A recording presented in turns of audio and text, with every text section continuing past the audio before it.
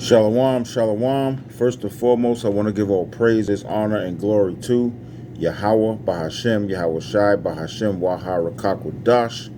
Double honors and blessings to the apostles and elders of Great Millstone. Peace and blessings to the hopeful elect. This is Brother Arya Al Yahweh from GMS Hawaii, coming at you with another video. Lord willing, it will be edifying in the spirit of Yahweh, Bahashem, Yahweh Shai. This is Proverbs chapter 29 and verse 2. When the righteous are in authority, the people rejoice. But when the wicked beareth rule, the people mourn. Now what brought about this video is the homelessness here in Hawaii.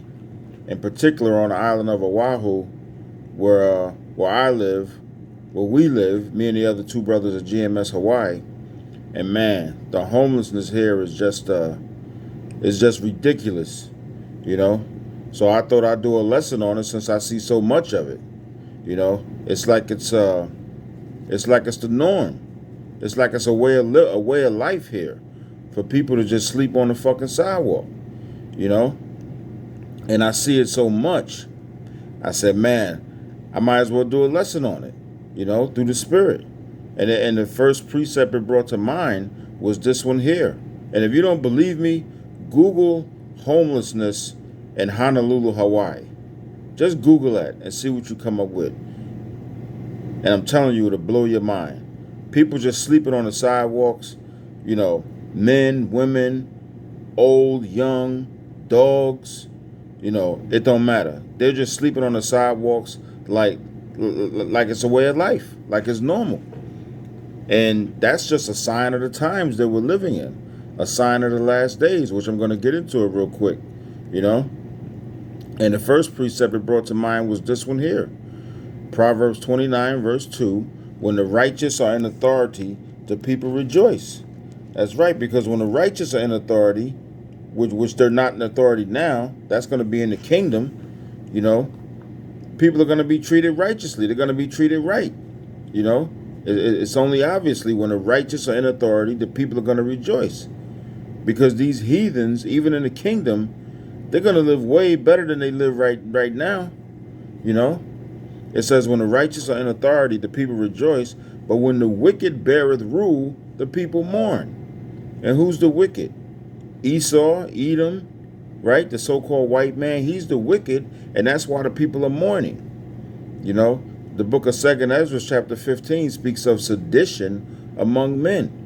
Uprising, revolts, protesting, all that is because the wicked, sleazy E, the so-called white man, is in authority.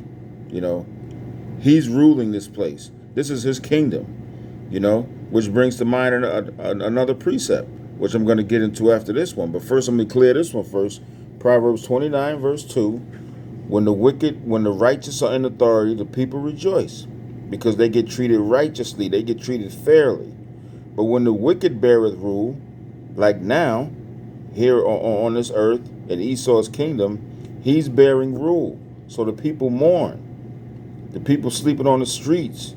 The people are out of jobs. Businesses are closing. All of this is because the wicked is ruling. And how do we know who the wicked is? Well, let's go to Job. That was Proverbs 29, verse 2. Now let's go to Job.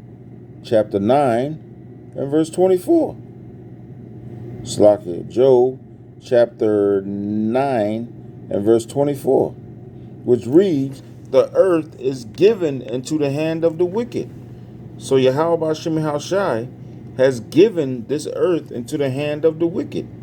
You know, this is the fatness of the earth that he was blessed with, to pretty much do whatever he want up to a certain limit, right?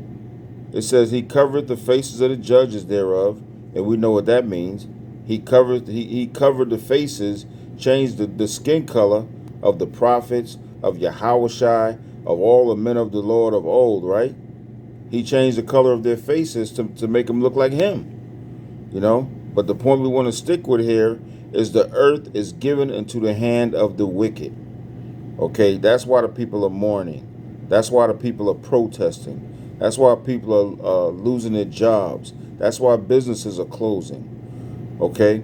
And all of this is prophecy, which I'm going to get into in my next precept, 2 Timothy chapter 3, verses 1 through 7, which speaks of the signs of the last days. You know, these are the last days we're living in, and that's why things are so fucked up. And this homelessness, I'm telling you, anybody who's been to Honolulu lately, and it's been for years now, really, but now the shit is just crazy, man. And like I said, you don't have to take my word for it. Just Google homelessness in Hawaii and see it for yourself. I mean, like I said, from the time I step out my door at my crib, within 1 or 2 minutes, I'm already walking past people that are sleeping on the streets. And the shit is vexing, you know. The shit is just, and that's why I say the wadi how about shimmy how shy for me having my own place, my own roof over my head. Because your place where you live, that's your sanctuary. You know, because I can go in my crib and close the door.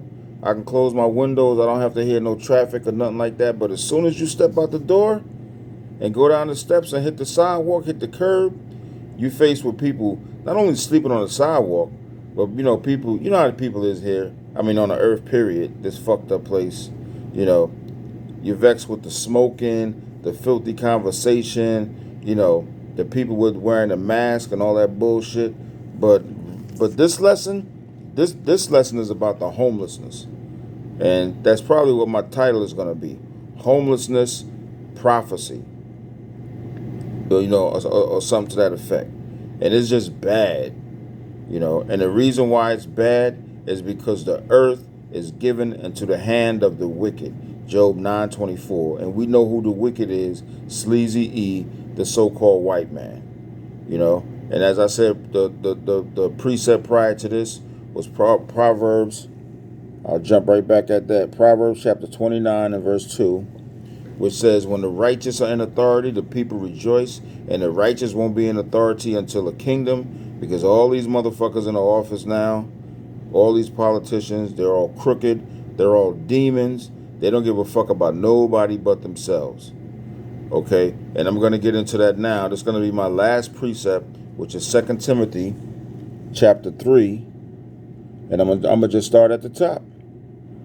2 Timothy chapter 3 and verse 1. It says, this know also that in the last days perilous times shall come.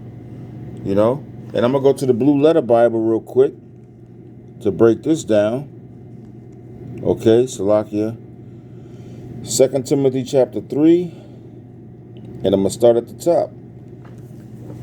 Yeah, just Google Hawaii, man. I'm telling you. Shit is fucked up. The only sanctuary you have to get away from it is in your crib. See the topic? The dangers of the last days. Right?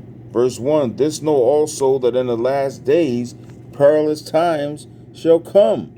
What does that word perilous mean? Well, let's go to the Blue Letter Bible. And it says, this know also that in the last days perilous time shall come. There's the word perilous. Strong's G 5467. Chalipas. Halipas. Chalipas. Halipas.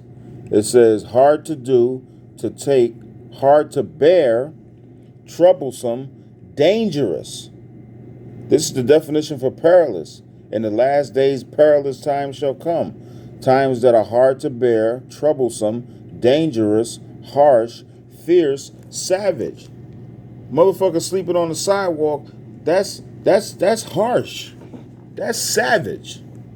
And as I said in the beginning of this lesson, that is becoming the norm here. It's normal. Before, people would walk past somebody sleeping on the sidewalk and they'll just go, wow, wow. Now people walk past men, women sleeping on the sidewalk with their dogs and they don't even say nothing. They rarely even look at them. But me, every time I walk past them, man, I'm vexed as hell.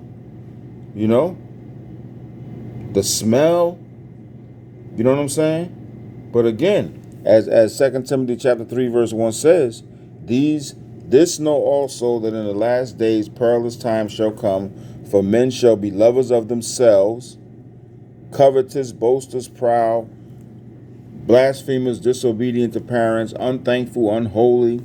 Verse 3, without natural affection. In particular, I'm gonna jump on this one right here. Without natural affection. When someone has a lot of money, like a lot of people here do, millionaires or whatever, and you see people sleeping on the sidewalk and you just don't have no natural affection to help them, that's a sign. All these are signs of the last days. The last days, perilous times. Okay? So I just wanted to do a quick lesson on this. I didn't want it to be too long. Lord willing, I made my point. It was edifying. But yeah, homelessness in Hawaii, prophecy, last days prophecy per 2 Timothy chapter 3. You can read verse 1 all the way through 7, and it gives all these indications of how we know that we're living in the last days. You know, it almost mentions everything except the charagma. You know what I'm saying? But as I said, last days, homelessness, all prophecy coming true. You know, we know about the serpent juice, how they pushing that. You know what I'm saying? We know what's coming up next, the charagma. Got to be careful with these words that you say on here, because I don't want to get a strike and shit. But Lord willing, this video was edifying. Homelessness in Hawaii, prophecy coming true. 2 Timothy chapter 3, verse 1, last days. All these are signs of the last days. People sleeping on the sidewalk like it's like pretty much like it's the norm, like it's the thing to do, you know. So as I said, Lord willing, this video is edifying in the spirit of Yahweh Bashem Yashai. On to the next one, Lord willing. Shalom.